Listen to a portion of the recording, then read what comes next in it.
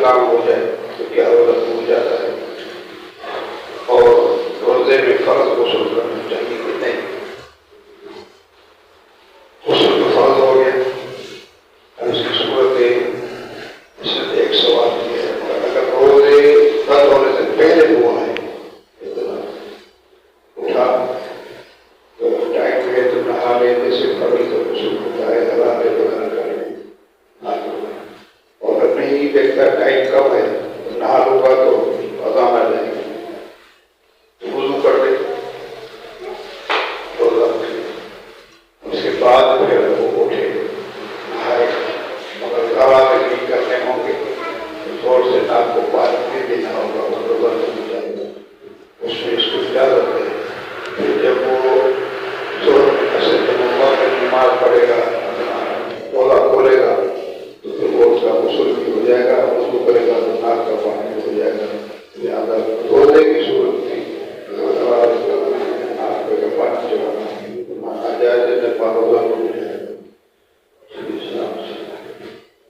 صلی اللہ علیہ یا رسول اللہ سلام علیک یا حبیب اللہ صلی اللہ علیہ یا رسول اللہ سلام علیک یا حبیب اللہ صلی اللہ علیہ یا رسول اللہ عليك وعلى آلك وأصحابك يا نور الله.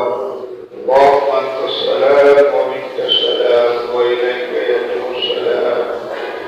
أينا ربنا بالسلام وادخلنا جنة دار السلام. بارك ربنا